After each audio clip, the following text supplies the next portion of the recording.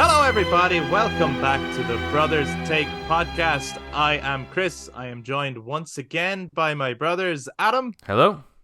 And Eric. Hello.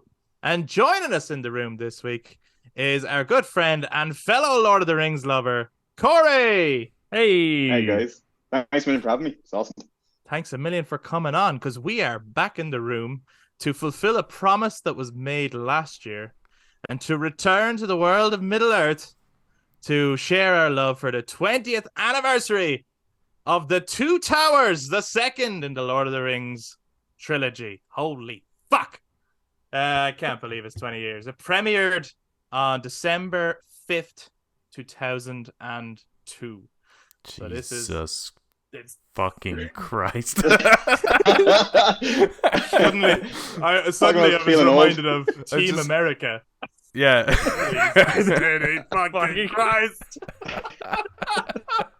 By the way, I was thinking the same thing, yeah. There will be more curse words in this than there ever were in The Lord of the Rings, but... Lord of the fucking Rings, the fucking Two Towers. Yes! Yes! And as we go, we'd love to hear from all you guys too, in terms of your favorite memories from the Two Towers, your first time watching it, or whatever else we bring up, your favorite scenes. Do let us know. So if you guys are checking out this podcast episode on YouTube, then you can jump down into the comments to share your thoughts at any point. And if you enjoyed this discussion, why not give us a thumbs up, hit subscribe, ring that notification bell for all future content, including when we eventually do Return of the fucking King. If you guys listen to us on audio platforms, then you can also touch base on social media, Facebook, Instagram, and Twitter at The Brothers Take, again, to give your take on the Two Towers. But without further ado, they're taking the hobbits to Isengard! Remember that song? I do. I really do. I never actually saw the song. I just know of it. I'm pretty sure there no longer exists a version of that where the quality is original. It's just like potato quality because it's been copied and copied over and over again. So it's just a pixel of what would be Legolas and really bad audio. Well, speaking of potato quality, boil and mash him, stick him in a stew. Corey, I'd love to come to you first, actually, only because, we did Fellowship last time, and just to use that as like a jumping off point before we get into Two Towers, I know it's hard to like briefly talk about it, but your love for the Fellowship of the Ring, your experience of the Fellowship of the Ring, what's that like? Absolutely the worst one of all the three. Because, yeah. Wow. Okay. No. Look, it's not bad. Yeah, get the fuck out. That's not what I wanted to hear. That's not what I'm paying you for. No, I'm joking. It's probably my least favorite, but I do love it. Like, I'm not going to say that I don't. It's funny fact is that I actually have still yet to ever see the Fellowship in the cinema, in the actual theater. Wow. I've never seen it. Adam and Kev left me so I was up in Dublin and they went to see it when I came back, so I didn't get a chance. But oh my god! Fuckers. So my first experience with Lord of the Rings was on a really dodgy VHS tape back in 2002 when it came out for rent, and that was my first experience, and I didn't have a clue what was going on. Like it was totally new to me. I was like 11 years old maybe, and but yeah, man, fell in love straight away. It was fucking awesome. Really loved the whole, like, obviously I'm more into the action scenes, and I know like true Tolkien fans will hate that because the books obviously, but the Amon Hen scene I think was like just unbelievable. That gripped me, that part. I know everybody loves like kind of going through Moria and the Balrog kind of thing, but I'm on definitely the kind of the end scene with that, like, man, that Boromir scene when he's amazing. Like Aragorn and Boromir, oh Jesus, bring tears to you, you know. Amazing. So yeah, that just like, and I'd never, like, back then, like, you were a kid and you weren't watching kind of cool movies like this, and these are kind of whole new example of what's coming, like, with CGI and seeing the Balrog obviously, right? So like kind of the big CGI things from like Jurassic Park and all that we seen kind of a couple of years before, right? And then now you see this fucking massive fire dude. You're like, what is this? I need to get in on this shit, It's a step up from Dungeons and Dragons, I tell you. Oh man! Did you ever see that? Did you ever see the original Dungeons and Dragons? I've seen clips of it. Can't say I've sat down and watched the whole thing. We were trying to go see that in the cinema because of the trailer, right? And they actually wouldn't let me in. What? They wouldn't let me in to see it. They're like, too young, man. Yeah, you're too young. I was a year too young For Jesus. Dungeons and Dragons. What could be so bad? The movie. The movie, is yeah. bad. That's You're exactly what I you're was too saying. young to experience such horror. Yeah. I'm sparing you, child. You'll tag me. Come back in a year and watch Lord of the Rings. Yeah. He actually spared you from a terrible fate. Hmm. No, that's awesome. And do you know what? I think a lot of people would share similar sentiments in terms of, like, some people would say that the Lord of the Rings trilogy only gets better as you go on, right? Yeah. But from a story point of view, I think the Two Towers, which is the one we're talking about today, has the biggest challenge, right? Because Fellowship, if you think about it, and if you want to hold this trilogy up there, and it is right up there, you know, I think it's the greatest trilogy ever made. But if you want to think about, like, the original Star Wars trilogy, right? The Fellowship is A New Hope and The Empire Strikes Back. That might sound weird for a second, but because it establishes the characters in the world and the heroes lose, right? So the second half of Fellowship is the ending of Empire, right? So now you've got a second movie, but the second part of a usual trilogy has already been done. So now you're like, what do we do? And I know that was a challenge for the writers themselves, because they got to the end of the movie and they were like, we need someone to, like, what is the point? You know, and I know they had difficulty writing Sam's speech at the end, which is, you know, they nailed it. It's brilliant. But they had a challenge in terms of, like, we're really just hitting the goalposts here to get to the next one, in a way. And also just to get to that amazing Helm's Deep battle, which we will talk about. Yeah. So good. Yeah, it's like cinema spectacle. But I think the Two Towers is the most challenging one of the three. I don't know how you feel about that, but Well, I was watching it yesterday. Again already. I watched disc 1 yesterday, and I watched a bit of disc 2 before we started recording. Would you like to explain to the young audience what a disc is, Eric? Oh, yes. For the young audience, a disc is a circular thing, and it's got a lot of information. Oh, wait, fucking. They don't buy. What happens with the anymore. digital version of that? Do you have to, like? Is it like when you play Metal Gear Solid digital? Yeah, you have to press triangle to. You unplug the yoke and you plug into another socket. Yeah, to virtually change the disc. Yeah. But I actually found that with disc 1 of Two Towers, fucking nothing really happens in it. Right, yeah. All the exciting shit is left for disc 2. Yeah. Well, it is a build up to. I think the Two Towers is a war movie. Yeah. Right. Yeah, it's definitely the most action packed, building up and then moving in, like, you know. I definitely think, like, the build up to Helm's Deep is probably the slowest build up to any scene in all 3 movies. Yeah. You know.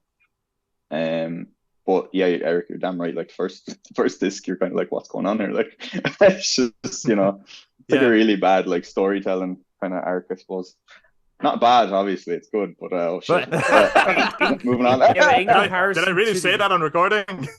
In comparison to the other 2 movies, like, we cut that out. Fellowship starts with the Battle of the Last Alliance. You have the fight on Amon Hen. You have, like, the ring wraiths hunting them down. You have exciting things happening in the first disc and the second disc as well. You have ending with Amon Hen, which is a fantastic fight scene. And then with Return of the King, you have it starting off with Smeagol strangling Deagle, which is pretty horrific looking, and you have, like, the Osgiliath being overrun and attacked and everything. You have, again, exciting things happening. Pretty non-stop, isn't it?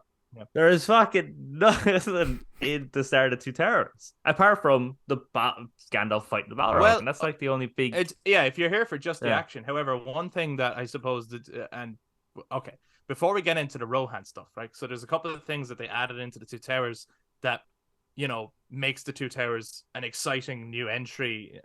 And again, we're just talking about the movies. We're not necessarily talking about the books, but as a movie, the thing that kind of is like, well, what's it going to do different to the Fellowship, right? So the first thing is, of course, the addition of Gollum. Yeah. Comes into the movie very early. What a dude. And, like, what a bro. Absolute Chad. This CGI Chad. on Gollum still holds up, man. The performance still holds up. He's fucking incredible. And in many ways, it shouldn't work. Yeah, right. I actually that character shouldn't noticed yesterday he has chest hair. Yeah. I was like, and not it's a weird thing, but he's like loose hairs on his nipple and everything. it's a ridiculous level It's of true. detail on Yeah. this chap in 2002. That's a On this ridiculous chap, level of I love it. attention. The chap. Yeah, exactly. On this yoke. It's a moment Yeah. like that where his line from that they're taking the Hobbit's Isengard song needs to come in, and he goes, "What did you say?" That's where that Imagine being the CGI artist that we're told specifically to put hair on Gollum's nipples. That must have sucked. that 4 or 5 months of doing that, right? You know they came up with it themselves. They're like, I'm not satisfied until I Absolutely. put hair on this guy. Yeah. That guy was like, Fetish. if I'm gonna put hairs on Gollum's chest, you better damn believe they're gonna be the best chest hairs or whatever CGI'd. Just out of pure pride, But yeah, what was like? Because I can remember my first reaction to seeing Gollum on stage on the screen for the first time. Do any of you remember your first reaction to Gollum? Well, I think That's that a my long first time. reaction to him would be because it's in the trailer. I think you see him, All right, okay. so that's where I would have seen him. And man, what a fucking trailer! Holy shit! That is I don't think I've ever been that hyped for anything ever again. Yes, Ever. Yeah. That trailer is Yeah. better than most movies. I think that trailer was on a disc that came in a newspaper. It was it was the AOL disc. Yeah. That was And it. Yeah. I must have watched that trailer like 100 times because Yeah. and Requiem for a Dream played over it. Yeah. It was fucking So amazing. Yeah. Was that the trailer where the Eowyn scene in is it in the Glittering Caves? Was that in that? I think then it was, yeah. in the movie. Yeah, it Right? was. Yeah. Yeah, she's like hiding Yeah. from an orc. Yeah, she Yeah. kind of takes out an Urk. Yeah. It's That's pity they right, took yeah. that out. Why did they cut that out? Does anyone Runtime. know? Because even Just with the runtime. extended edition, Yeah, but extended edition. What? I know. I mean, Extended. there's a couple of things they could have swapped out for that. Yeah. For the extended. Yeah. Although maybe they really wanted to hold on to it because if you think about Eowyn's arc, it's really powerful that when she gets to Return of the King and she hides herself as a soldier and that's her first battle in terms of these movies. So maybe it was a case of going, actually, like, yes, it's cool to see her wielding the sword and fighting Uruk-hai, but does it work for her arc overall? Or is it better that we're holding that back, Yeah, I agree. I think it's a good way to kind of give her a big spectacle then in Return of the King, right? Because she was pretty epic, like, She it was cool. boss level. Yeah. Boss level, yeah. Fell Beast Over 9,000. and the Witch King. Fucking fair play. Eric, do you remember your first reaction to Gollum? No, but I think I was quite young to kind of have that sort of like, wow, that's amazing CGI and that's very impressive and everything. Because again, the cave, like, they had a cave troll the first one, and that was like really incredible CGI, and the Balrog was incredible CGI, and the Great Eye is incredible CGI, and I mean, all the movies have incredible CGI. So it's like, and Jurassic Park had really good CGI. So I think at the time I was exposed to things with really good CGI. So that, I think, it's only when I've now gotten older and saw these other movies that should have good CGI not having good CGI that I'm like, Gollum's incredible. He has hair on his nipples. Like, that's the standard now. That's the standard. Yeah. Well, I remember I certainly didn't have a reaction of, oh, wow, look at that CGI. Because, I was too young to really comprehend or understand that. But actually, my very initial reaction, as in, like, in the first scene of Gollum, I remember being like, is that what he sounds like? Really? Yeah. Yeah, that was my first thought. And then as it went on, I loved him. You know what I mean? Like, as I fell into the flow of, like, who the character was, and he started when he's talking to himself and all that stuff, then I, like, over the course of the film, I fell in love with Gollum. But in just the first time he spoke, or it was probably just the little sounds that he was making, it sound like, "Rah," and all that kind of stuff, I was like, is that really Gollum? That was my first. Whereas I imagine, and I mean, just I hadn't read the books or anything like that. Like, I imagine with some people, it was like, oh, they nailed Gollum, you know what I mean? But I didn't have that. Yeah. But surely you would have some sort of expectation because of his voice from the Fellowship. I don't think I like connected those dots. I think, and the more they talked about him, I just thought he was going to be like scary, more so. Okay. And so when he was there, and he sort of came off as more pathetic, which is actually vital. Yeah. and it's super important, you know, the more it goes on. But at first, and like I'm like 9 at this point, right? So at first, I'm just like, he's not very scary, you know. Jesus. They could take him. It's so bad you know? to think about how long ago it was. That would have made me 6. Oh yeah, because 20 years. Yeah. Something. Yeah, it would be. Yeah. That's actually, yeah, that's right. Fuck. I was only guessing the age, but that's correct. That is 100% what age I was. I can do maths. Way. Quick math. Quick math. Everyday man's on the block. Smoke trees. Yeah. But Andy I Serkis, found that fucking wow. yeah, he's absolutely incredible. But like, I found that as the sequel, right? Because this obviously just came out a year after the Fellowship, Yeah. and it fucking looked like a sequel. You know when you watch like something like The Terminator, right?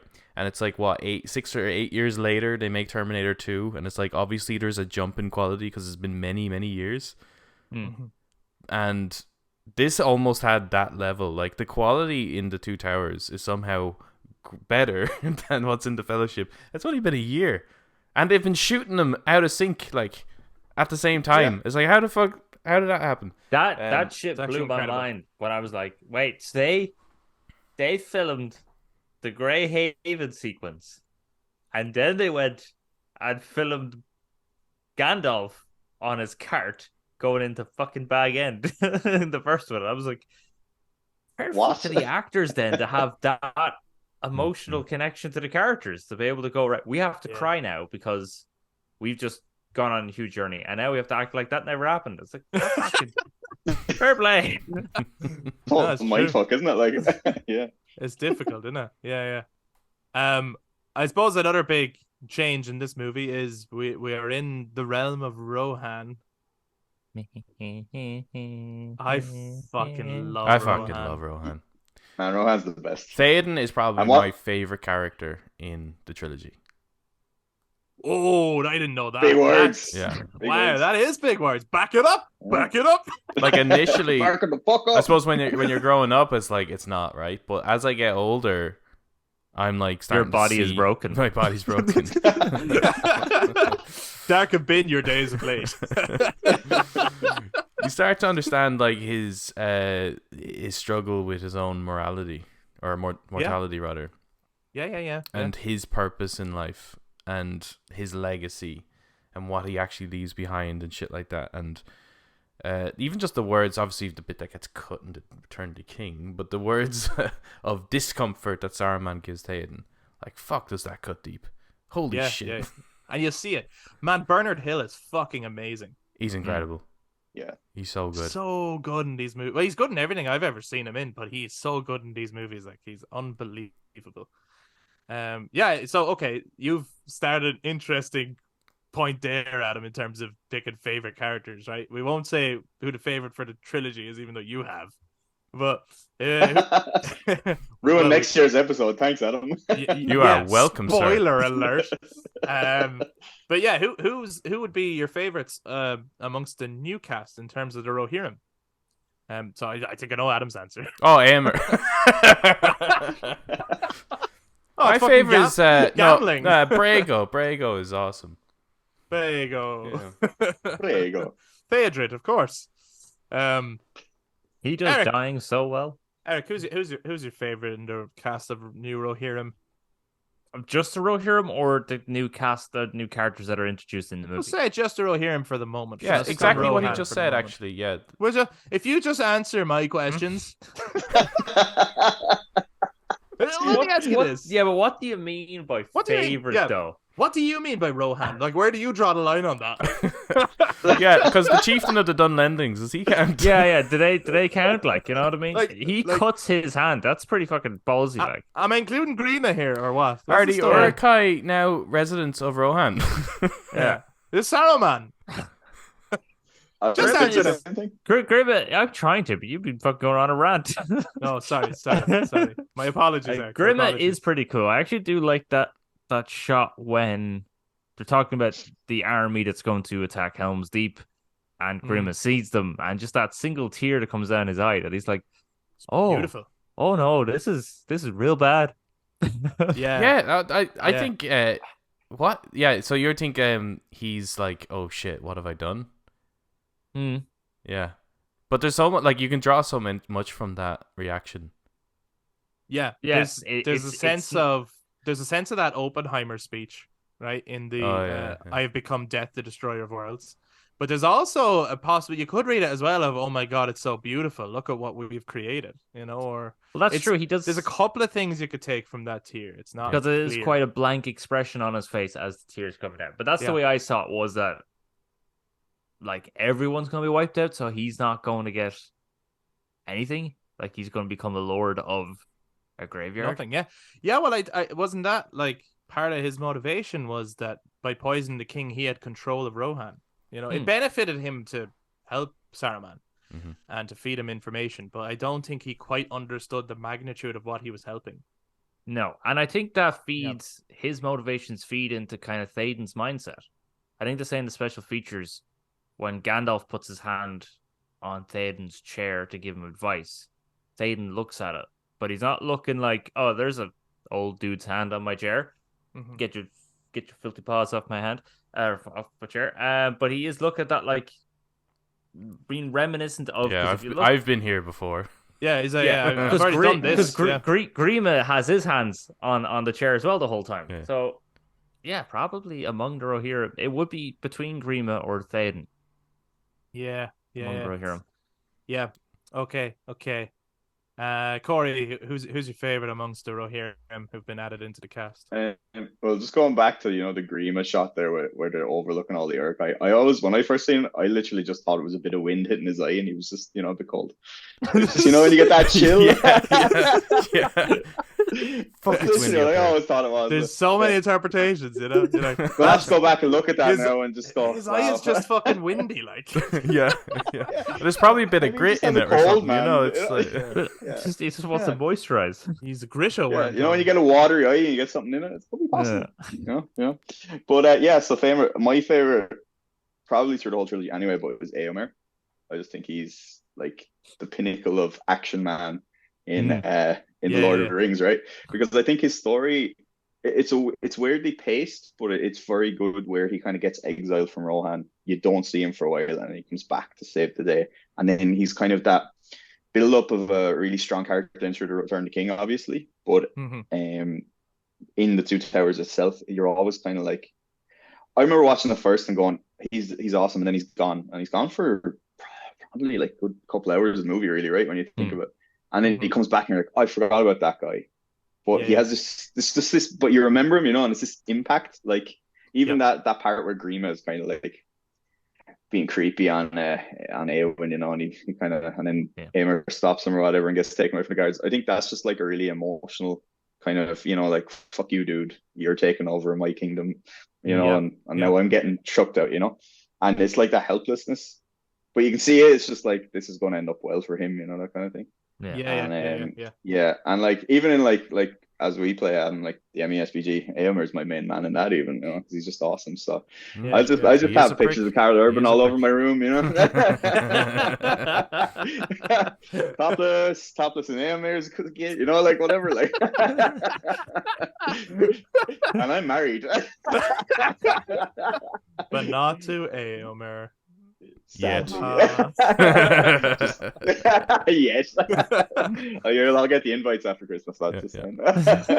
Well, he does have that badass like hero's arc in it. Like he's very much the hero of his own story, where he's like a character who gets exiled from his own kingdom but remains loyal to his own kingdom and like leads a resistance of Rohirrim riders throughout the land of Rohan, and ultimately does come back and save the day. Without those forces, they're fucked, right? Like the reason they win the Battle of Helm's Deep is, of course, with the aid of Gandalf, but because the riders of Rohan return to their king and overthrow. You know what I mean? It's awesome.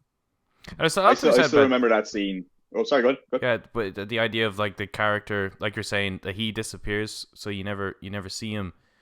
But there's like that whole less is more thing, right? You get a hint of the character, you get a good sense of what he's like, and then you're off wondering, what is he doing? Because he's off, like he's basically a rogue agent saving the wilderness. The fucking Magnificent Seven riding around saving Rohan.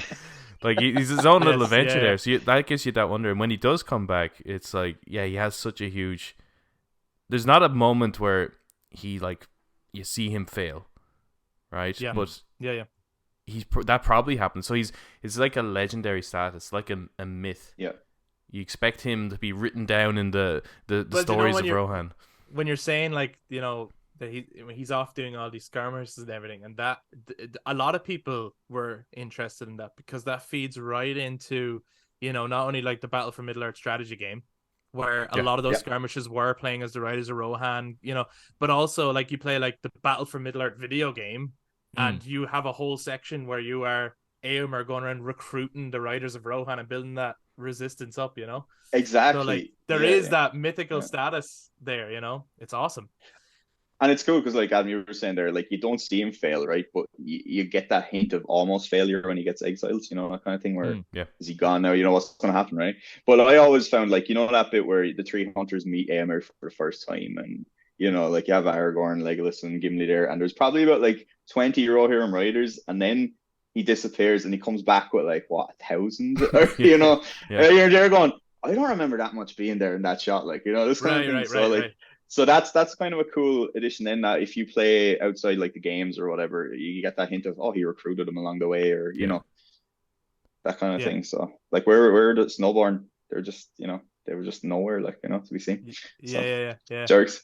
Where was Gondor when Westfold fell? Like they're in Gondor, bro. They're in Gondor. It's funny how everywhere they go is like in legendary stories, like Aragorn, right? So he knows literally everyone, and when he goes anywhere, it's like, oh, I'm Aragorn. That seems to be like a pass to get in anywhere. But actually, everywhere they go, they're confronted. They're like, get the fuck out of here, like even walking into Lorien in the first one, it's like they're met with arrows to the face. Coming into Rohan, it's like I fought with your spears to the face. Yeah, spears to the face. It's like, Jesus Christ, can I get a break in here? I fought with your uncle. It's like, I don't give a shit.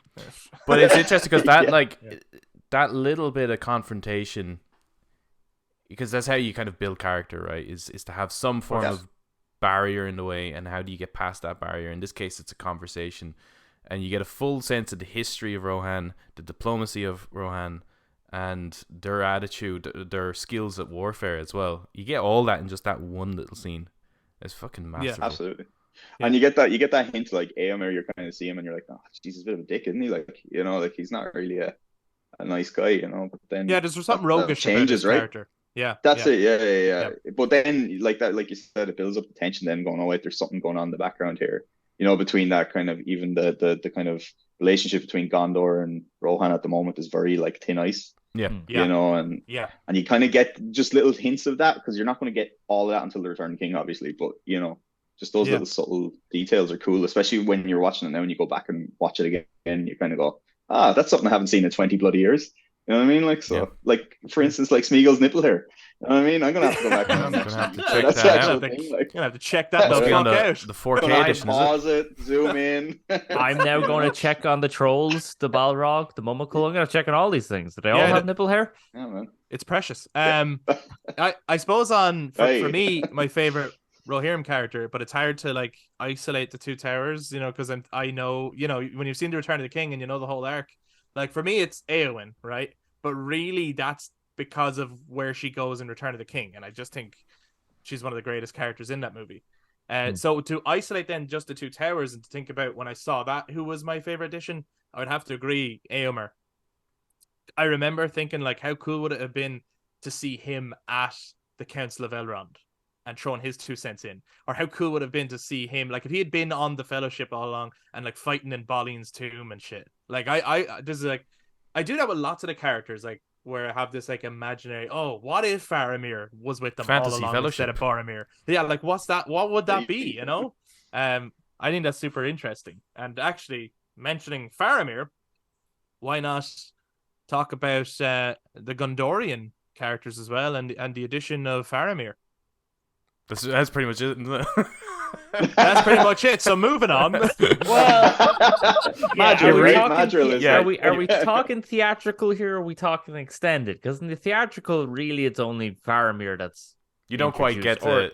Everyone else kind of just is like same in the background. Like they don't really say the other guys' names. We like, can you talk know both. them. We can talk both. But in the extended edition, you also get a sense of Denethor. Oh, and you sure. get You a, do, you get yeah. a You get sense, more of you a get a sense of Faramir and Faramir's relationship. That's like a Yes, bromance. And Shaping then your two brothers this word. That's a weird Yes. relationship, isn't it? I feel like there's something, especially when you fan fiction it. yeah. Oh.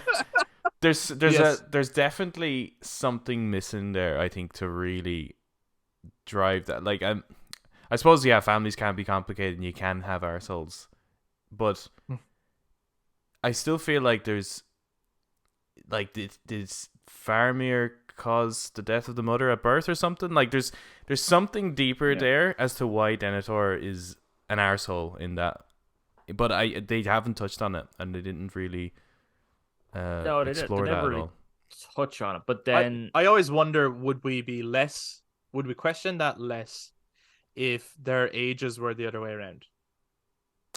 Huh? So what I Faramir was mean by older that- and Boromir was younger. Yeah. And what I mean by that is, so you have a first child, right?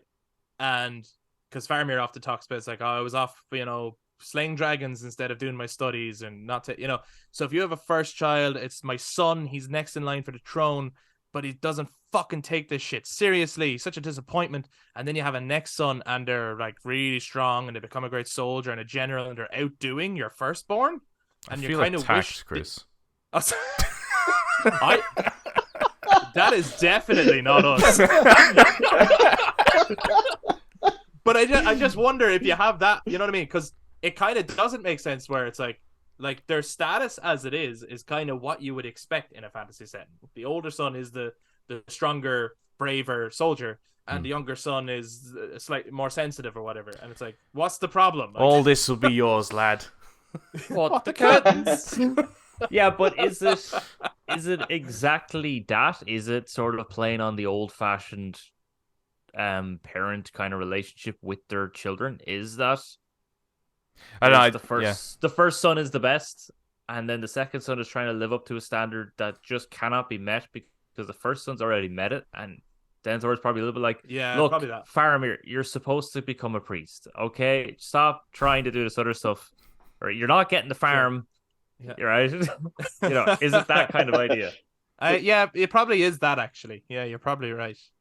He was off playing. He's off fighting imaginary. Well, not imaginary because dragons are real, but he's off fighting dragons and yeah. Well, there hasn't been a dragon here in these parts for thousands of years.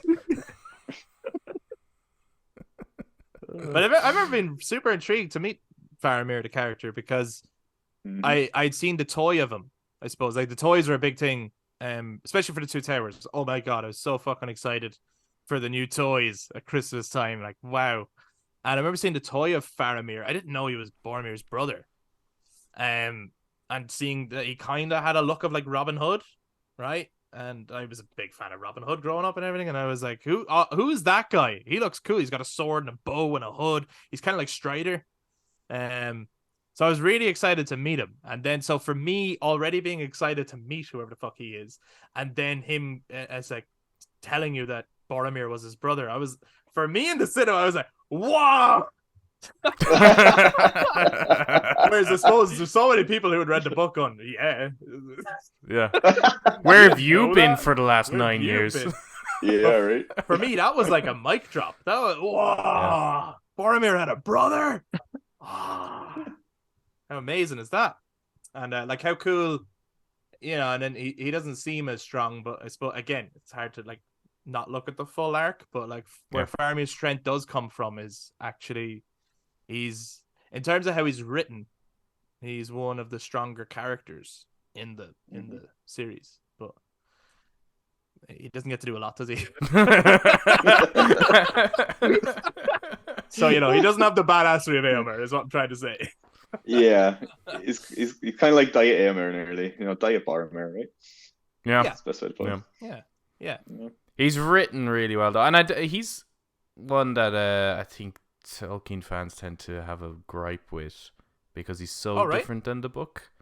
Yeah, and I don't agree. I really like what they did with him in the film. I think in the context of the movie, it works really, really well. His arc. Yeah. Because you kind of need that. It's not a problem. I don't think it's like we need to do this to Faramir. We need to change Faramir because he's a character needs changing. It's no, he needs to be some form of obstacle because the second movie needs this. And he needs to be that obstacle. That's what I was talking about earlier on, because like, okay, so the 3 books were written as one book and then broken up into 3 segments, you know? So the Two Towers as a book it's not The Empire Strikes Back. No.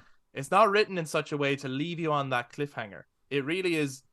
You can summarize it with basically, and they keep going. More walking. Right?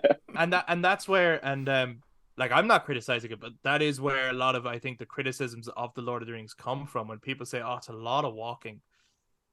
That's the Two Towers more than any other. Frodo and Sam do an awful lot of walking. However, it's kept interesting for me by the addition of Gollum and the characters that come across on the way and the new lore and the new things they learn. But there is that thing of like, and the writers have said it on the special features, like, how do we end this film? What? Yeah. Like, we have a great climatic battle. Yeah. Great, but what's if this is a standalone film, what's the point? What's the driving force of the movie, you know? Which is why I think it works that they turn it into a war movie. And then you go, well, what's worth fighting for? You know? And then they drive that point home, so it's great. I do like that little monologue that Faramir has the first time it's introduced, when when I think Frodo. It's only in the extended edition, right? Is it only in the extended? Referring to the dead Haradrim. Yes, well, it's the definitive version. But when Frodo's like, you know, if you are against the enemy, then you'd be wise not to hinder us. And he's like, well, pretty much talking about, well, define enemy, because to this young chap, we were the enemy, and is he actually evil? Which then kind of creates the question of, are the orcs actually evil? Which I think Tolkien actually kind of had a problem with originally. He was like, originally wrote the orcs to be just pure evil, and then as time went on, he went, I don't really like that idea though. I don't like things being just purely evil. Yeah. So, which that really nice that moment. Line then. from Faramir, I believe, is from the book, isn't it? Yeah, Sam says it. Yeah. Oh, it's Sam that says it. Yeah. He's curious. Okay. He looks at the Haradrim and he's curious as to, like, you know, it's basically line for line. It's like what brought him on this path, what lies were fed to him. And was his heart truly evil? Yeah. Which is a great line, because, like you said, Chris, it is like a war movie. It's that's the point of this movie. I think the World War I thing, you know, when you had the French and the Germans fighting, and none of them were actually evil. They were just a bunch of kids being sent out to. Depends on what side you're on, Eric. Well, obviously the people who are against are the evil ones, right? Yeah. Well, I gotta ask you this. We have to ask this question, right? We're talking the Two Towers, and this is still to this day. Oh yeah. Okay. I was going to ask this at the beginning. In your mind, what are the Two Towers? Yeah. So what are the Two Towers you think they are? Like, when the Two Towers? Which are two we? towers? Are we excluding the movies? Like, they make a fair case in the movies. Don't they make a fair case, but like for you now, like, you see that as is it Orthanc and Barad-dûr? Is it those two, or? Well, for the movie, yeah. Yes, yeah, for the movie it is. But I'm just asking, like, for the title as a whole, even for the books. Yeah, does it really sit? Yeah. What are the Two Towers? I'll let more of the experts kind of answer this one. I think it's Cirith Ungol and Minas Morgul. You think it's Cirith Ungol and Minas Morgul? I think, how come, Adam? Because I know, and I suppose a lot of the events of the Return of the King movie happen in the Two Towers book. So some of those, yeah. So in particular, Frodo and Sam's journey. Yeah, and those are the all the forces of Mordor come from Minas Morgul. Mm-hmm. And at that point, that's, you know, in the book side of it, although it happens in Return of the King, but that part of them coming out of the tower comes in the Two Towers. So that's one tower, and the other is the conflict at the Tower of Cirith Ungol. Okay, yeah. What about you, Corey? What do you think? Yeah, like that. It's a tricky question. Like, I'm definitely on Adam's side with the Minas Morgul thing, but I'm also more of a Barad-dûr kind of, because, like, we see a lot of kind of the eye kind of thing in this in the following up to the movies, and this is kind of poised as this is the big bad now, and this is the main area. So like, obviously, when I first seen it, it was Orthanc. Like look at my background, right? That was literally what they were yeah, of posing course, as, right? yeah, But yeah. you don't see Orthanc that much until really when you get to the Ents attacking it, right? And that's it. And you see a bit with like Grima and Saruman. It's not really doesn't stand kind of testimony for the actual title of the movie itself, I guess. Like really it should have been like the Battle of Helm's Deep, right? Like let's be honest, sure. It should have, you know what I mean? Yeah. But yeah, for me it's like these two guys here, or it would be Minas Morgul and Barad-dûr, I think, to be honest. Because like Adam said, yeah, the main armies are coming from Minas Morgul, so it kind of and in fairness, that scene is unreal anyway, like when we see that, in the third movie. So yeah, so good. For me. So yeah, it's a mashup. I don't know. I'd probably call it the Three Towers for me. It'd be just easier, Yeah. How many towers is there? But the 4 towers, the 5 towers. There was fucking too many towers. The White Tower of Minas Tirith as well, right? The Tower of Ithilien. Well, that's exactly. the thing. That's where I would have come from. If we're talking about the books, I probably would have went with the Tower of Barad-dûr and the White Tower as the because they're the two towers main, opposing each other, right? The two main towers opposing each other. You look at the movies; they say it's the union of the two towers of Orthanc and Barad-dûr. Mm-hmm.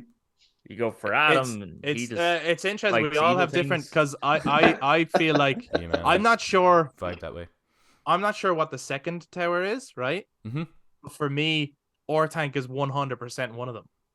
So really, we're very different there. So like because for me, I'm like, there's so much of, even in the book, so much of the conflict is built around Saruman and Rohan. Mm-hmm. So I'm like, for me, Orthanc has to be one of them. And I'm like, but what's the other one? Yeah. Is it Barad-dûr, as the movie is suggesting? Is it Minas Morgul, as you guys could be suggesting? Is it Cirith Ungol, because we're following Sam end up? According to I think maybe his drawing on the book cover? Yeah. I think that one could be Orthanc and Minas Morgul. Oh, yeah. Maybe the secret is in only his because artwork. I think on the two drawings, I think there's a white hand above one, and there's a moon above the other. But wasn't there also a flying monkey? Yeah, right. What was that about? No, I believe there is a small drawing of a fell beast. Yeah, above the other tower. In between, I think, to do too. Oh, in between. Okay. So like I could see like in the artwork the suggestions to Peter Jackson and Philippa Boyens and all them that the two towers could very well be Barad-dûr and Orthanc. Like I said, they make a strong case. They made a pretty strong case, right? It's definitely per person's perception, I think, really, and what you kind of think is the two towers, really, isn't it? It's just such an I like them all. They're all beautiful towers. I think it should be the 5 towers. It should be, man. Yeah. But it's an interesting for that multi-tower title for the book, right? And for the film, because the Fellowship of the Ring that's easy, and Return of the King is easy. Yeah. The two towers, like, of all the things you could have named this part, why did he name it that? And what would you call it? Also, because a year walking after was the two already towers in New York, right? Yeah. Whoa. That brought up a lot of kind of shit as well. I remember back in the days. Yeah, right. They were wondering, do we still name it this with the connotations and stuff? But yeah. But yeah, what would be an appropriate title for this book/movie? How many miles to Mordor? Yeah. Battle of Helm's Deep, man. I'm telling you, Battle of Helm's Deep. He was right. That's you cannot quite simply. You cannot simply. You cannot simply. Yeah. Damn. You see, like this movie is a very stitched movie, like you were saying, Chris. Like it is a very. It's probably the longest progressive movie in terms of where they go to end up. That kind of thing. And you have that kind of, and you're also character building so much that it's kind of like, yes, it's like they threw everything in one to try to get here, and then big battle. And like you were saying at the end, then you're kind of like, how do we stitch this into Return of the King now? So it's I can see how big of a challenge it actually was. Yeah, no, definitely. I think it was the most challenging because I think starting it, they were all challenges to make. Starting it is okay because you're like, well, we know that the focus of this is the world building and getting you to fall in love with the characters. And Return of the King, I mean, that's when you could probably have the most fun because you're like, right, now we don't have to hold anything back. we're going to destroy the ring. The Scorpion go full fucking 90. All the battles, all of them. Every character's arc come to an end. Everything that we can throw at the screen, we're throwing it at the screen. But it is this part where you're like, right, we need to... This... It has to be the second part of a trilogy, but it also has to stand alone as a film where you watch from beginning to end and you come out and you're satisfied. And they pulled it off. I'm not saying that they absolutely pulled it off. But I wonder, was it also giving people a taster of what's to come next in terms of, let's give them this quite large scale battle. Yeah. For like, it's heavily action orientated, even compared to the Fellowship. That Helm's Deep scene, like, that is just intense. Like, you know, and there is that point where it's like, shit, they're going to lose here if you haven't read the books. You know, like, this is the end of it. And then, like, you know, I wonder, is it kind of, here's a little bit of taste of this, to what's coming in the Return of the Kingdom. Was that their thought process as well? You know, to kind of, let's test it on this, see what their reactions are like. I can imagine them when they were finished it in the next one. The minute they finished editing it, they just go, oh, fuck. Yeah. How do we top this? how the fuck is the battle for like Minas Tirith is going to be such a pain? Pelennor, oh my god. We have to charge so many Rohirim into like 10,000 orcs. Fuck, how much computers do we need in 2002? You know? Absolutely. I think before we get into, and we have to talk about the Battle of Helm's Deep, but before we do, another new element of the Two Towers that we haven't spoken about yet. You know, we spoke about Gollum, spoke about Rohan, Gondorians. We haven't spoken about the Ents. Oh yeah, of Fangorn Forest. We have to, right? We have to talk about Treebeard and Merry and Pippin's adventures in the forest and meeting Gandalf the White. Fuck. Do we though? Why, Eric? You don't want to talk? Go on, tell us what's on your mind. It's always kind of a... It's a funny part, because Treebeard is so slow at talking and they're all falling asleep all the time. But it is also quite a very boring part that drags on for so long. And you're like, oh my god. Just fucking destroyed the... Just... It does slow down the pace of the movie, I find. And then like, it jumps from that then to Frodo and Sam, and you're like, oh my god, they're still walking. Just get me back. I just want to go back to the Tree Hunters. Just get me back to the Tree Hunters. Exactly. And then you get the Tree Hunters. And I think that also plays against the Two Towers, is because now you have two arcs that aren't that interesting until the end of the movie. But the Tree Hunters are interesting throughout the whole thing. Yeah, I get you. But Treebeard is funny, and actually the CGI is incredible. It's fucking amazing. Oh, it's unbelievable. Yeah. But I think you're right, and there's a really difficult balance with Treebeard, because you have to make him boring, right? And not just like, if the characters were yawning, but you're hugely interested, you wouldn't buy it, right? But so he has to be boring and interesting. That's not easy. No. At all. Tell me about it. Adam, do you find you relate to Treebeard? Absolutely. Yeah. Yeah. My joints creak. Feels like walking downhill. I absolutely, when I watched that in the cinema, I loved that sequence, because it's not really a fantasy if you don't have some sort of fantastical tree, right? The Deku tree, you know, from Zelda. Yeah. But it unfortunately suffers. That's the one thing in terms of rewatching. It doesn't. There's not a whole lot there to get more enjoyment out of, I feel, when you're watching it. It's like amazing first time, and then after that, it's like, I could skip this bit.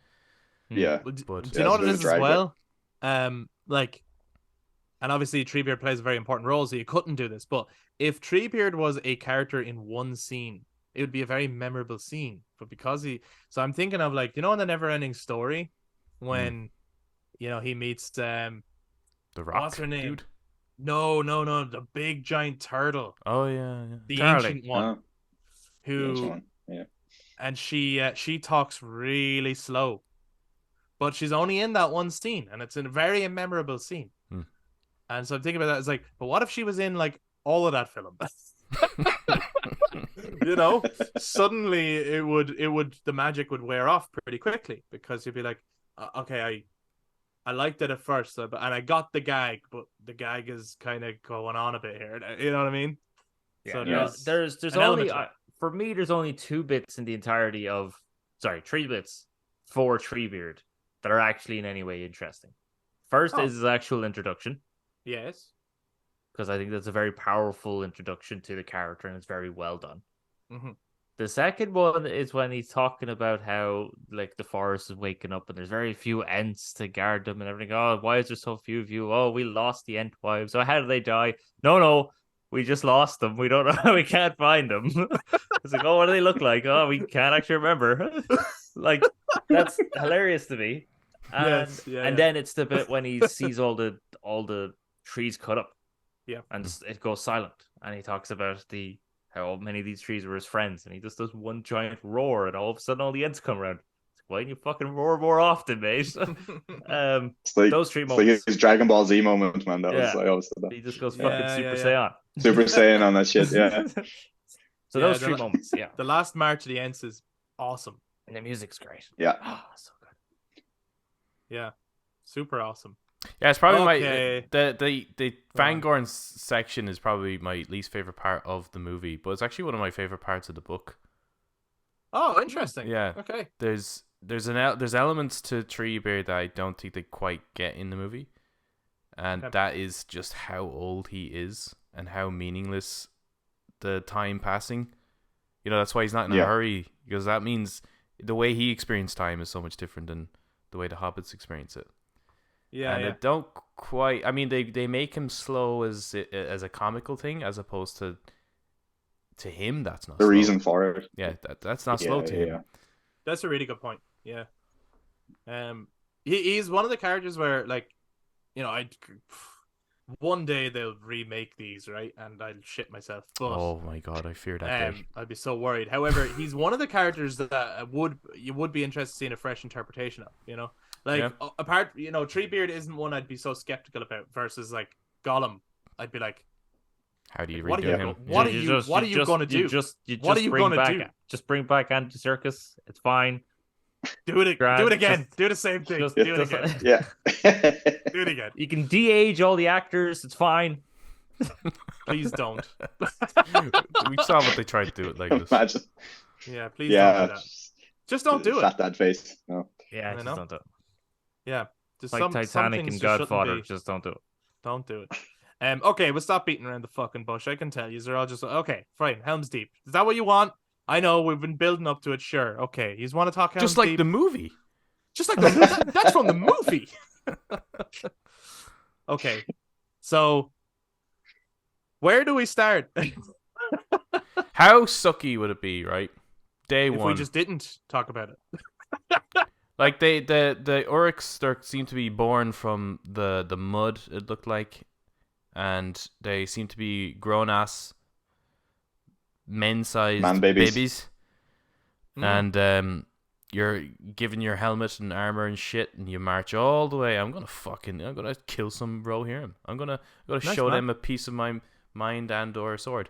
And it tastes man flesh. You fucking stand there, you're chanting shit, and some old fuck kills you. You don't even get one swing. It's just that arrow goes straight into your neck and you're dead. That's it. Enjoy your life, Uruk. Yeah. You really feel for that guy, huh? I do. I don't even know if he got his first word.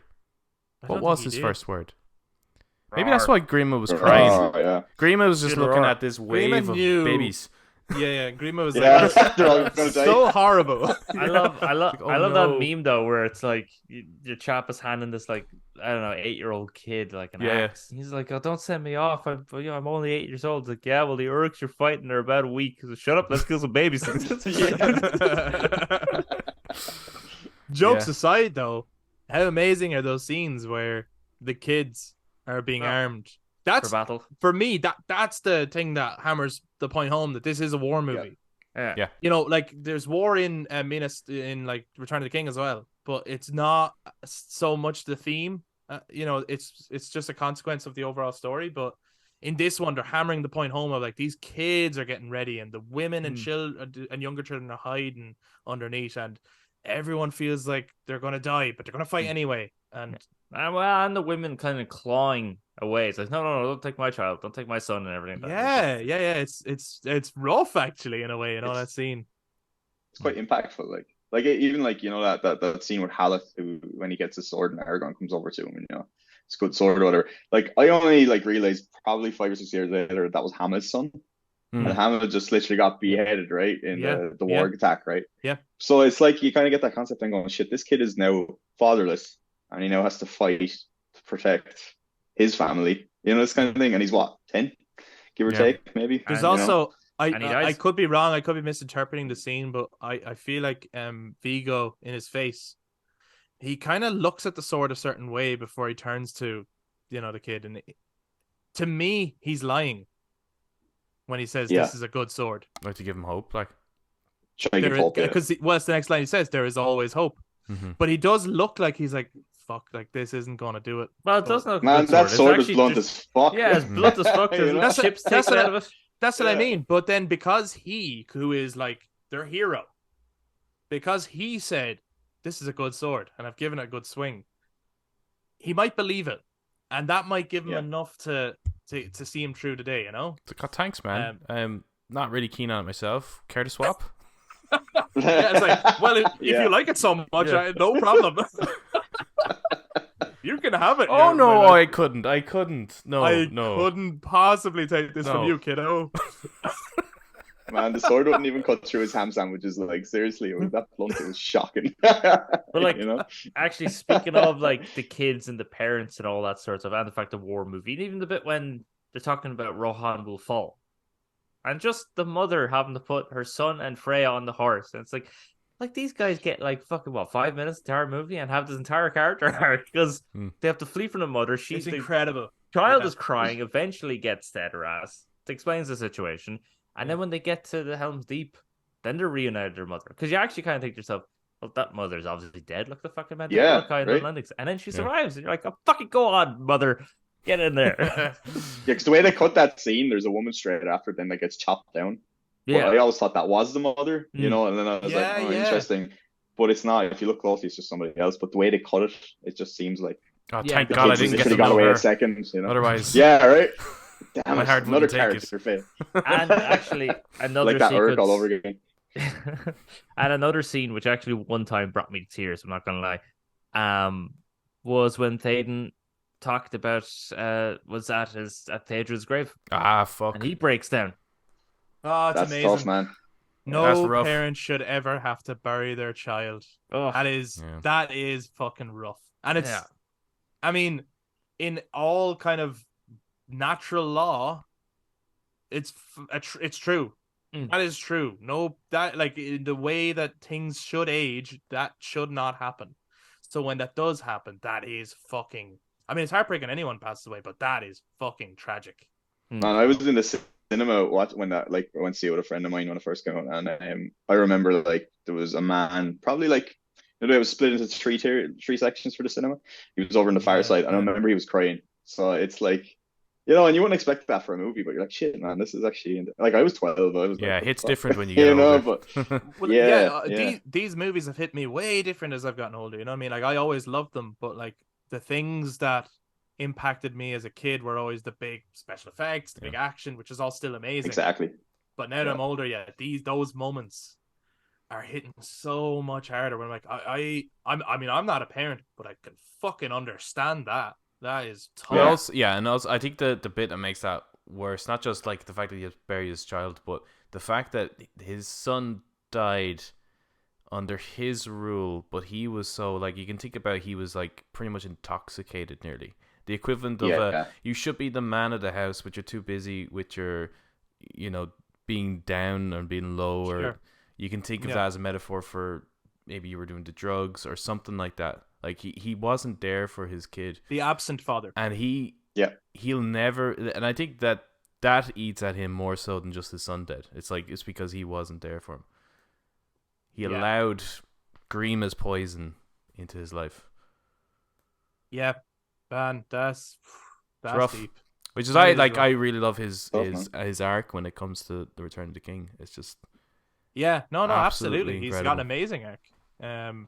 But as well, he shows great strength and bravery in the Two Towers, and the decisions he's making are not easy. You know, he suddenly comes out of this. He's grieving for his son, but he's also like called to action immediately. Like war's coming on your doorstep. What are we gonna do? All these people are in your charge, and you've lost all your soldiers. Go, you know. And it's like he's in a fucking Telltale game. You know, no choice is a good choice. You know, you know, it's like they need to make Payton the Telltale series. Oh fuck yeah, Rohan the Telltale series. Yeah, fuck Awesome. Yeah. And then brings him to Helm's Deep to get attacked by wargs, which were awesome. Yeah, He loses more soldiers there. yeah. Then finally gets to Helm's Deep. Aemon finds out there's no fucking food. He has the bar up, arms some kids. Everything seems hopeless. He does exactly what Aragorn does with the kid as well. He's walking around going, you know, behind these walls we'll be perfectly safe, like making sure everyone can hear him. It's like nothing can get through these walls and all this, and like even Aragorn pulls him up on it, and he's like, "Will you shut the fuck up?" Yeah. Like, it's like the false hope kind of thing, right? Yeah, it is, because it's like I know we're fucked. But I won't have. They don't need to know that. Right. I'm already shitting it, man. They don't need to, right? Yeah, these guys can't do maths, right? So they haven't done the numbers yet. Yeah, shut the fuck up, dude. Have I seen your Did I ask office, you? Aragorn? What's your fucking name, son? Yeah. Yeah, but it's that thing of like I don't want them dying hopeless. Yeah. It's a terrible thing because I feel hopeless. So, you know, I lost my son. I am hopeless, and I don't want to put that on all my people. Yeah. You know? Also, they would fight really badly if they really were hopeless. Yeah. So he's trying to give them hope so that Well, that's the they thing. might You survive just the give next up. day. Like, yeah. You would just give up. It's morale boosting, It's morale boosting, really, you know. Yeah, But like extra XP. That's it, all right. The weekend boost, like Call of Duty stuff. But like, but that's great, right? Because you were just saying then they're trying to keep morale, because really, like, from this point in perspective now, it looks like they have no hope whatsoever, and we've lost Aragorn, right? Well, they think they've lost Aragorn at this point, right? And I suppose now they have Legolas and Gimli, and they're kind of like in kind of But at that point, then where Aragorn walks through those doors, let's just go to that scene. That was like, fuck yeah, man. Look, right. Why can't more people open That doors gives you like feelings, that? even as a straight man. All right, I'm just saying. It's like the WWE enters the fucking stage kind of thing. Yeah. I have no confusion. X gonna give it to you, you know, that kind of thing. Yeah. Like, Tonight, I have no confusion about what the Two Towers are there. You know what I'm saying? Yeah. What was that show of Stars in Their Eyes, wasn't it? It's like, well, tonight I'm going to be Aragorn. That's it. Yes. But that was a great scene. Sorry, go ahead. Yeah. Well, Aragorn is just a fucking man in this movie, right? There you go, right? This is what we all want to be. Yeah, I still want to be him when I grow up, you know? Yeah. When I but grow like up, that kind of entrance is like, yeah, it's the beard, man. Yeah, it has to be. But that entrance is like, that's the hope scene I think they needed, really. And that really gives that, okay, now we can, you know, this is going to be good. You know, the main guy is back. So it's kind of cool the way that all intertwines, really, doesn't it? Yeah, but and then following from that, I suppose the next little kind of pickup of hope is the coming of the elves. Yeah, which, so good. You know, which made the rest of us come.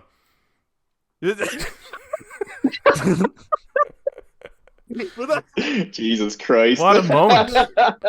It is an incredible moment. I can't tell if you're joking or not. But that is like, that's a deviation from the book. Yeah. But I don't give a fuck. I know that. Yeah, I don't give a fuck. It was a fucking cool deviation. Man. Yeah. Because it's like, it's the Last Alliance that you kind of saw glimpses of from the first movie, and you're like, oh, this is fucking. That'd be sick. Yeah. We get to see the full thing this time. The elves and the men fighting together against the Uruk-hai. But I think what's cool about it is it's kind of I always pictured that the Last Alliance, well, it is the men of Gondor essentially, right? Numenor or whatever.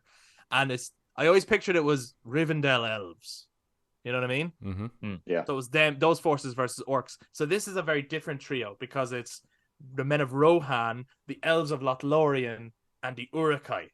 You know, this time around, it's so fucking cool when they show up. Oh man, and their armor and their swords are sick. Yeah, 100%. Yeah, it's cool, man. And also the fact that they take the front line is even cooler. So they're on the main like deeping wall, like that's just badass. They are because obviously they're more firing experienced. like there's no tomorrow. Holy shit, man! Yeah, they're just yeah. yoink, yoink, on full auto, yoink. bro. They're just on full auto. Yeah. But then again, I suppose they're fighting like 10,000 Uruk. Surely they're gonna hit someone if the old guy was able to hit an Uruk on the fucking main place. The elves have this fire random arrow is going to hit something. I love that it's not just done for like. Wouldn't this be cool for cinema? Which it is. But it also was like, honestly, like I get what happens in the book, but it's like honestly these guys are fucked, and so they need some help for this battle to really have any kind of for me to get a little bit of time out of it before the Rohirrim arrive. Wait, like, are the elves they not genuinely in the book need help. They don't show up at Rohan or at Helms Deep in that battle. No, it's just the Rohirrim versus the Uruk-hai. Yeah, pretty much. Yeah. The only elves that actually appeared to help is in Return of the King, but it's only 3 of them, I think, isn't there? 2 or 3. Is that not only at the Black Gate as well, isn't it? No, at Pelennor. Oh, at Pelennor, is it? Yeah. Oh, okay. Did everyone just show up for Pelennor and then all go, that's a scramble, just fuck off then? I was like, no, Black Gate, no, bite her out. Well, my work here is done. I'm going home. Yeah. Cheerio, boys. I've got some Undying Lands to go to. See you later, boys. Good luck. But yeah, one thing I will say, and even when I was 9 years old watching this movie, that's weird. Oh, my age. I totally get that they wanted, so there's countless deaths at Helm's Deep. There's way more deaths than there was at the end of, say, Fellowship, and there's a huge impact there. But they wanted to put a face to one of them at least, so that the audience have someone to kind of care about and relate to. Didn't give a fuck. Who's this I Haldir couldn't dude? give one fucking shit. Poor Haldir. But I'm sorry. I'm being honest. But he's not in the cinema releases. He wasn't really in. Oh well, yeah, no, his extended kinda, not as much. I think he's like one scene, and then you might see him in the background another time in the cinema release. So I suppose with the cinema releases, you're not gonna give a fuck. You're like, who the hell's this guy? Yeah, sure. All right, he died, and so did all the other blonde people. Grant. Yeah. But even in the theatrical version of the Fellowship, is Haldir in that part, or is that only the extended part where they come to Lothlorien? I can't remember. He does greet them. Yeah, he does greet them. It is in the theatrical version, is it? Yeah. He says the line about the dwarf breathing so loud because he shot him in the dark. That's it. And I think that's pretty much it. Yeah. Yeah. So then, you don't really have much of a memory if you watch the theatrical version to register that. Oh, he's the same guy anymore. Like it is a bit. I'll be honest though. Even since then, I haven't watched the extended editions. I still don't give a fuck. I really feel nothing for that character. I just Aragorn is like Haldir and runs up and the music's sad and I'm like, dude, I'm fine. This is not affecting me whatsoever. But what about you guys? Like, did it impact you when Haldir is killed? No, not really. Yeah. And I think the weird thing about the elves I find is because it should be sad that they're here fight. Like they could have gone to the Undying Lands and decided, nah, fuck it, we're going to stay, and they die here in Middle Earth. Like that written down is like, oh, that's really fucking sad. But when I see it happen, I don't care. And I don't know whether it's because like elves are somewhat, they're almost like angels. Like they're I can't relate to one of them. Yeah. Isn't it when an elf dies, they go to is it the halls of, is it Manwë or something? I can't remember, but their actual spirits stay there. Yeah. And then Glorfindel can be reincarnated if they do good deeds or something like that. So what a bro. Technically they all end up in the Undying Lands, right? So it's like he should have made a bit strange. There. Yeah, maybe Haldir was like, guys, Chad man. For anyone who's seasick, follow me. I got another way to get us there. Yeah. I found a cheat code. It'll just be about another 10,000 years before we actually come back, though. Yeah. It'll take a bit of time. And you might be a woman. Yeah, we'll be all right. Female when you come back. They won't know the difference. That was another thing, actually. Just getting away from the Helm's Deep for a second. That never registered with me. But so for everyone else, oh my god, we've been chasing these Uruks for 3 days. It's probably been about 7 days since Gandalf died, and then Gandalf comes back and he's like, lads, I have actually been dead for 85 billion years because 85 billion years by 7 because each day was as long as a lifetime of the earth. Okay. I never took him literally on that. Yeah, I always thought that didn't. was I just sort of think an it's just like expression. that's how it felt. Like, you know, when you're like, man, I It was just stuck. felt like forever. I was in traffic today, and I swear I was in it for years. Yeah, man. It's been like 10 minutes. It's like when you're in like religion class in school or something like that, you know, and you're like, Yeah. Jesus Christ, it just ends. So I this This suppose. is of the those really longest over- 45 minutes ever. Yeah, right. It's one of those over dramatic bitches, then, is he? Yeah, it's he was just trolling. He's being trolling the dead. shit Well, out of him. Yeah. But no, fair enough. If you think he is being literal, I never thought he was. But No. maybe he is. I don't know, because it genuinely with Tolkien's text, it could be literal. But like that, And it also but to might me, not. it's like I don't know. that could be how the Undying Lands are the Undying Lands because each day lasts for fucking ever. Yeah. No, right, It's all right. perceptive. Like it's all how you perceive it yourself. I guess that's the whole idea of it, right? Yeah, I think so. But Anyway. yeah, I'd be like you, Chris. I wouldn't have taken that literal. But like, it's a good point, Eric. My daughter was Now I'm gonna tucking. watch it again and go, fuck. Yeah, my daughter was talking. I'm gonna see some new shit in this movie. Yeah, man, this has opened my mind. Surely has. Yeah, I can't wait to. I rewatch this trilogy every Christmas, and I can't wait to rewatch them again and be like, oh, Gollum really does have hairy nipples, you know. Like, pick up on these other details that Yeah. we discussed. That's gonna be the next thing, right? So you know what? Every time Aragorn kicks that helmet, as a vow, we all must go. He broke his toe there. Yeah. Now Did it's you gonna know? be. Yeah. Now it's like There's a new he one. has hairy There's a new nipples. one now. Is there? Related purely to the Two Towers. Actually, maybe they all happened in the Two Towers, did they? But the new one is you know, when Éowyn is standing on the just outside Medicelt and she sees the tree hunters riding up towards Edoras, and the flag flies off the pole. Yeah. That was not supposed to happen. Yeah, Oh my it was fucking accidental. God. Yeah. That is the coolest mistake ever. Yeah. And so they must have then went, for continuity reasons, actually place it down then as they're riding up. It's incredible attention to And detail. that mistake is visually awesome because it kind of Oh, it's like the symbolizes best the mistake fall ever. of Rohan. Oh my god, that Yeah. flagpole deserves an Oscar. Yeah, thank you, And what, Wind. that was just as they confirmed Tajer died, right? So that was literally then she goes outside, right? And then that flag falls, and that links together. Then it's like a fall of a king, Fall of pretty a much. kingdom, You know? Bruh. Boom. Oh, you know what I mean? so good. We should man. get nature in Lads, I movies love more. mistakes. Yeah. They Somebody, should use real sets more next often. time they're filming something, it's like, quick, someone get a gust of wind in here. It's gonna make Yeah. cold. This will blow you away. And they were Hey. fans, yeah. Fucking hell, Adam. I can't decide. I always think with both the Fellowship, the Two Towers, and then Return of the King. With the Return of the King, I think you have to watch the extended edition. There's just no, that's it. Sure. You have to. You have to, yeah. The Fellowship and Two Towers, I actually think the theatrical are They're great a cuts. smoother Yeah. watching experience. Yeah. Agree, yeah. But then in the Two Towers, there's certain things that just don't align well unless you watch the extended. So there's certain things in the extended where I'm like, I could do without that. Like Merry and Pippin getting taller. I don't really need that. Yeah. But the Brago coming over to rescue Aragorn doesn't really make sense unless you watch the extended. Yes, Yeah, it's true. because you don't see him until then. Yeah. And then you'll never find out how old Aragorn when he is lets either. Brago go, yeah. That's true, yeah. Yeah. Or how good 100%. Éowyn's stew is. Vital. Well, actually, that's not vital. But finding out that Aragorn has long life and all that's pretty cool for character development. Yeah, well, that's one of those things that, like, if you don't watch the extended edition, you're gonna lose in a pub quiz, exactly. That's it. That's a true story. What How old number is is Aragorn? Sam's house?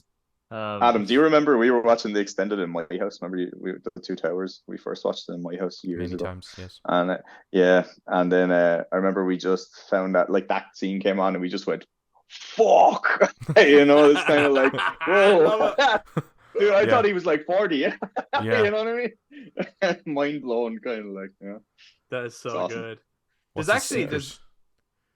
What? What's the Laureate? secret? What's the secret? A Maybe vegan it's Maybelline. diet, maybe. There's man. there's A Vigo another diet. addition new thing that happened in Two Towers. I remember when I first saw it, blew my fucking mind. And it was the reintroduction of the Nazgul. Oh yeah, yeah. When they like Fell Beast this time, they start to On zoom Fell out and you Beast. see the whole thing. Yeah, less scary Rates though, on right? wings. Less scary than the horses, yeah, only because you have that old school headless horseman vibe and death on the horse kind of vibe. However, what a great fucking cinematic way of bringing him back in, where it's like he's it's in on him first, make you think it's on a horse, and then zoom out and go, they're fucked if they get caught. Yeah. Yeah. How cool is that? Man. And then awesome. and then later at the end of the movie, then introducing what it's like for battled hardened warriors for the Nazgul. They're fucking shitting themselves. They're like, oh fuck.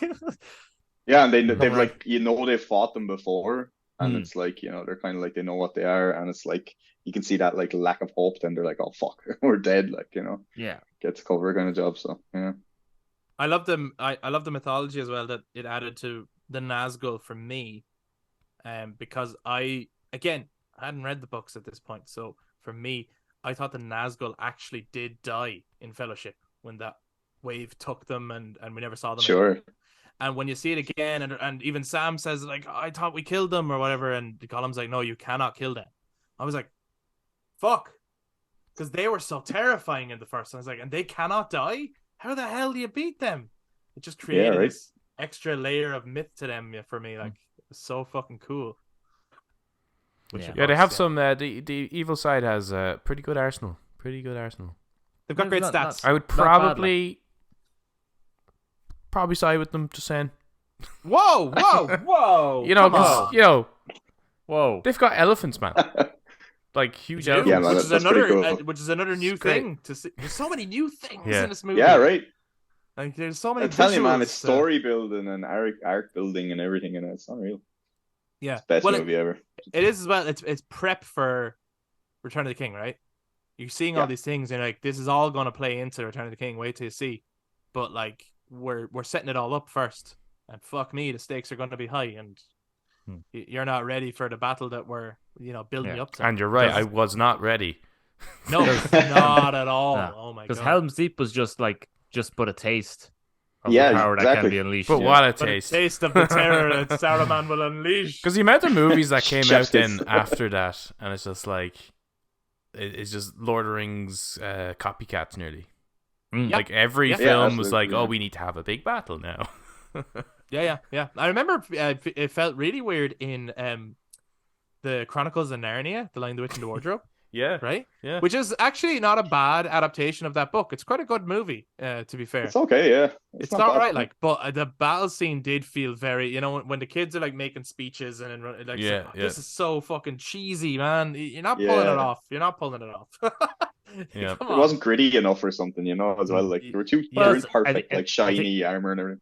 I think it's also just the fact you have 4 kids making a speech compared to an 87-year-old ranger who's now king making a speech in front of an army of the Black Gates. Oh my god, what a great speech. You just listed his credentials and it worked. Like that's hired, must be awesome, man. with the conflict between Théoden and Aragorn, even with the build up to the Battle of Helm's Deep. Yeah. It's like Théoden is not just like going against legendary Aragorn, He's going against his elder. Like I actually saw that on a post, so I'm not taking credit for this. But just someone was analyzing when Théoden goes against him, even in the Hall of Medisfal, Medisal, thank you very much. Where he's like talking, where he just says up to him, it's like, last I checked, it's I'm king, you're not. It's like he's going up against an elder, which obviously in that sort of never culture, fucking thought of that. Neither did I until this person pointed out. I was like, that's a fucking ballsy move off Théoden. He's going against the 2 oldest people in the room. Well, because at one point when they rode into battle, when Théoden was young, so Aragorn is Théoden's technically a young whippersnapper. You know what I mean? Like, that's fucking awesome. Because there's a sense of like, Théoden is fighting back at Aragorn because it's like, I know you're older and wiser and more experienced than me, all right? But fuck you, this is my kingdom and I'm trying my best. Like, give me a chance. Like, which I never saw before. I always thought, when I was younger, I would have seen it as Aragorn being young and talking out of turn to the king. But actually, that's fucking interesting. I never saw it that way. That's so cool. You can thank that random person who made that post. Thank you, random person. These movies just keep on giving. Yeah, they're very generous. They're generous movies. They're really generous. It's weird that like towards the end of the episode, because I think we are coming to the end, because otherwise we could talk about this forever, right? Yeah. But it's weird that towards the end, I would like to bring up the very beginning of the movie, because we didn't talk about it. What an intro! Go ahead, Adam. What an intro! Ahead. I remember sitting in the cinema and like just that area. I think every movie needs some sort of aerial landscape shots, right? Because it's just what a way to bring it into the world. Like they're literally dragging you in, and then you hear the voice on the wind, and you're like, oh, that sounds kind of familiar. And then the way they fucking zoom straight into the mountain, and you're back into Moria again. Like, yeah, I mean, the Balrog is fucking amazing. So yes, let's have more of that, please. And then, of course, then there's the fucking continuation of that, and you see what actually happened with Gandalf, and he turns out, because in the first film, you're kind of like, he just seems like the wise Ben Kenobi, right? In this one, you're getting fucking Ewan McGregor. Like, he's a fucking badass. He's kicking the shit out of the Balrog in this. The only gripe I have with that sequence is the continuity of Frodo's scream is off. Oh, sure, okay. With the Fellowship. That's just, that always kind of annoys me a little bit. As when he... I mean, you couldn't get more nitpicky than that. No. I mean, that's right? it, like... I mean, I'm even willing to put up a Treebeard, so, but yeah, just the because they're so good. Generally, they're good, but there's a couple of continuity errors. One of them being as well Aomer's sword falling out of his. Aomer's sword falling out. The Pippin's bonds being tied, untied a few times. Yep. But apart from that, like, they seem to be pretty tight, and it just seems strange to me why they changed that. They obviously did it on purpose. It wasn't an accident. Well, I was going to compliment. I just think the audio design in that intro is so strong, and maybe they did use the original, how it was, and maybe just didn't have the impact this time around in this context of the way the scene needed to work. That when they did it this way, I went, you know what, that just fucking flows and brings us right back in the way that it needs to. But it's fucking masterful. It's so good. And do you ever watch a movie in the cinema and you're really enjoying the movie, but you already have your mind made up? It's like, I need to see this again because I really want to rewatch that scene, right? Yeah. Like, I remember, like, okay, so whatever people think about Batman v Superman, it's like the warehouse scene in Batman v Superman. Like, I remember watching the movie and I was like, man, I know I'm coming back to see this because I want to watch that again. Let's do that again. And for the Two Towers, it happened immediately after that Balrog scene, and I'm watching the movie and I'm loving it, and I'm going, I can't wait to see this again.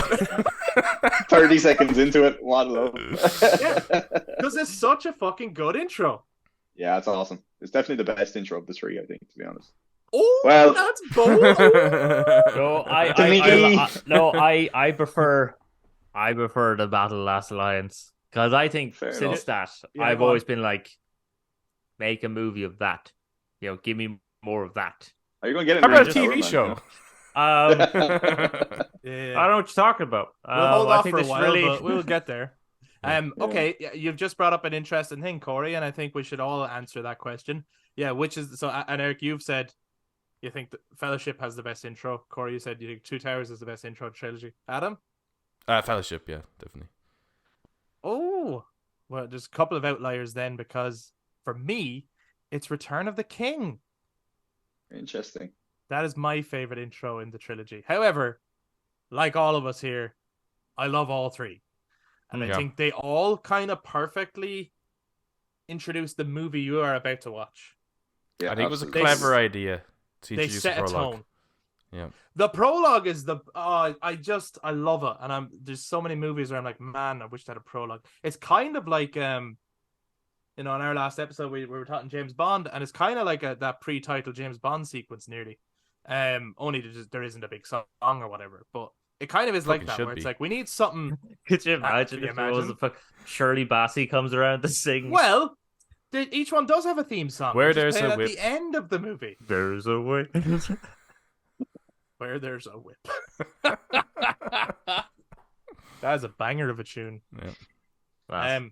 Okay, so before we finish altogether, then, and so many fucking things we could talk about, you know, because each character, you could do a whole episode on each character's arc. You know what I mean? The fucking set designs, the costume designs, Everything, the music, the explosion of the deeping fucking wall, the music. Rohan theme, Incredible. Chef kiss. unbelievable. Yeah. But I suppose I just want to ask, what is your favorite part of this movie? And it could be, you know, it could be a scene, it could be a theme, it could be an entire sequence. But what is your favorite part of the Two Towers since we're celebrating its 20th anniversary? Eric, I love coming to you first with these favorite questions because you fucking hate them.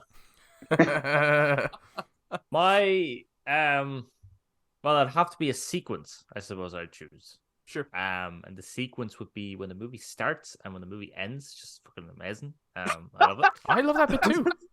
Yeah, it's such a good sequence. I do love that bit, yes. Why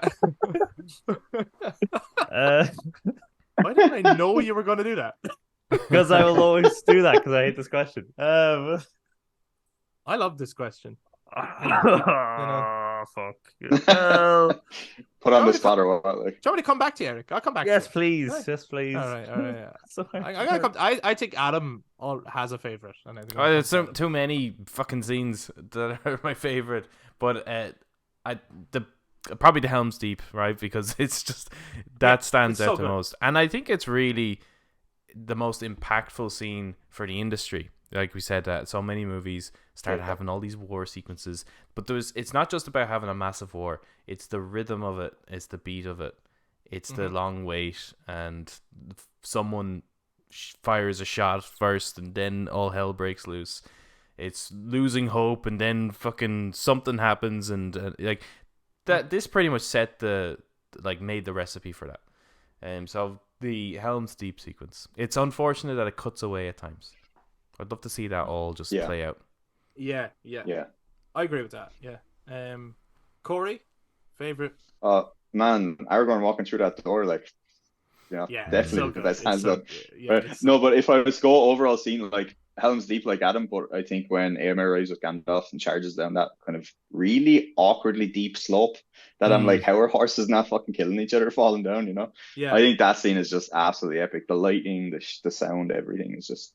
It looks like a painting. Yeah, yeah, it's unbelievable. It's very like Renaissance, even, you know, that kind of thing. So absolutely. Yeah. Does Gandalf definitely. cast a spell to enhance the sunlight, or is it just so happens that sun is super bright? I think that's what's great about that is the fact that you're asking that question. Yeah. Okay.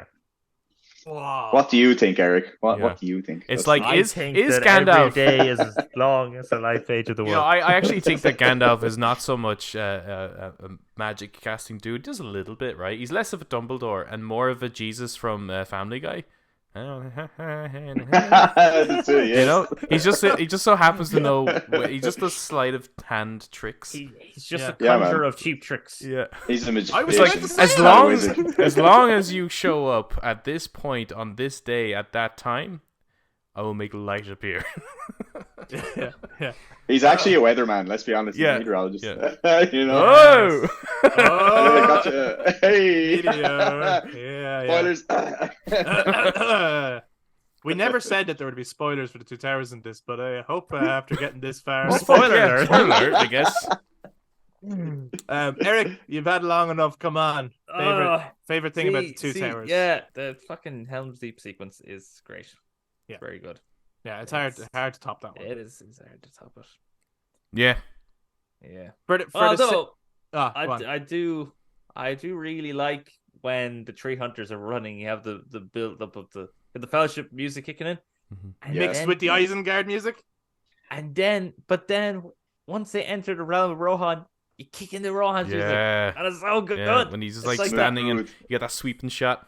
Yeah, it's just like that moment of Fellowship where you hear the Fellowship music a lot, So good. but it's just that bit when Gandalf puts his hand on a rock, takes a step up, and the orchestra just lights the whole place on fire with their music. It's amazing instrumentals. And you're just like, yes, it's amazing. So Howard Shore did an incredible job across all three of these movies. Yeah. So as I said, like from the beginning of the movie to the end of the movie, it's my favorite. No, I mean, I think that's fair. That's fair. That's fair. Yeah. For the sake of variety, like obviously Helm's Deep, but for the sake of variety as well, Gollum, as a character and in the way Gollum was executed throughout the movie, really could have made or broke this film. If Gollum didn't work as a character, if Gollum was too funny, too silly, never sinister, or not funny at all, but trying to be, like, really could have dragged the entire movie down, where it's like now every time you're leaving the Rohan stuff and the Helm's Deep stuff or whatever, it's to go to a character you fucking hate. Yeah. And they created one of the most incredible characters in cinema. And he got an award. He shouldn't be. Well, for Return of the King, I think Gollum got the award, right? Yeah. But which is the first and only time I think a CGI character has ever gotten. Yeah, and it was the first one, wasn't it? Yeah. But it's just, I mean, what they pulled off with him, where like you're laughing at him, and then there's times you're scared of him, and you're sympathetic towards him, but you also want to kill him. Like, it's a beautiful balance that they struck with this character, who they only elevated further, I think, in Return of the King. But yeah, I just think what they pulled off with Gollum was just fucking incredible. Especially because, like I said, my initial reaction in the cinema was, what? Is that really what Gollum sounds like? So by the end, I can't wait to watch more Gollum. But it's interesting because, in the Fellowship, when they see him in like Moria and you get that glimpse of his eyes, like at that point when they made the movie, they didn't have anything set out for him in terms of actor, what his look was going to be like. Yeah. And like you said, Adam, when a year later and suddenly mind blown, and they have this amazing CGI character that it just looks real and it really pulls it together, I think, And even that spit looks real. Yeah, man. It all looks real. And here we even are. That now. interaction with him and Sam with the conies, the brace of conies, man. Yeah. Why the match stick him in the shoe? You know what I'm saying? There's so many quotable lines from this movie too. And here we are, 20 years later, still talking about how fucking amazing. It's the Star Wars of our generation, really, isn't it? It really is. I think so. Yeah. I think so. My one complaint is that I don't think they get talked about enough. I really do. Really? They're like the best movies of all time. No, I know that. Yeah. And I feel that. But whenever whenever I look around, I don't see Lord of the Rings merch everywhere. And sometimes I wish I did, because I'm like, I see plenty of Star Wars and plenty of Marvel and plenty of Harry Potter, and I think because they have huge fan bases too. But I don't see enough Lord of the Rings around, and it deserves it, Despite the genre it's in, it's not silly enough, I think, for average people just to get into. It's very nerdy, but on a it's very grounded though, right? It's like, sure. In other words, Adam was saying it's not worthy to be like put onto a Primark T-shirt, like, they definitely did that. That happened. Hey, and it's just the square cutout. It's not even like done tastefully. It's just planted onto a T-shirt with a quote that said, "They're nice and cool, so soft and cool." Because the thing is, I don't think you can. Sweet. I don't know if there's anyone who's just a casual watcher of Lord of the Rings. I get you. I don't know if that exists. You can have people who really enjoy Star Wars and really enjoy like comic book movies, but they actually don't give a fuck about like the lore of or the source material, right? And I think you can't quite do that with Lord of the Rings. I don't think that really exists. It's too in depth to just watch it casually. I think you get really bored, right? With it. In that sense, you either love it or you hate it, right? Yeah. Like, this is either really not your thing, or you're like, this is the greatest film ever made. Yeah. Which is correct. That is the correct answer. That's the right answer. Well, that's what we'd love to hear from people, actually. What do you think of the Two Towers? And of course, the Lord of the Rings as a whole. Share the love for the whole trilogy, but in particular, we're talking Two Towers this time. What is your favorite scene? Who is your favorite character? Who had the best arc? What do you think of this movie? Please do let us know. So if you've been watching this on YouTube, please jump down in the comments to share your thoughts. And if you enjoyed the discussion, why not give us a thumbs up? hit subscribe, and again, ring that notification bell, not only for future discussions and other things, but also for when we eventually do come back to do Return of the King and finish off the trilogy. And if you guys have been listening to this on audio platforms, you can also touch base on social media, Facebook, Instagram, and Twitter at The Brothers Take, again, to give your take on the Two Towers after 20 years of awesome epicness. Thank you again to Corey for joining us this week and being our Rohirim this week's episode to our fellowship. No, thanks for having us, guys. It's been awesome. And love talking nerd shit with you guys. So it's been a pleasure. Thanks very much for listening, everybody. We'll be back to talk to you guys next time. Bye-bye. Bye-bye.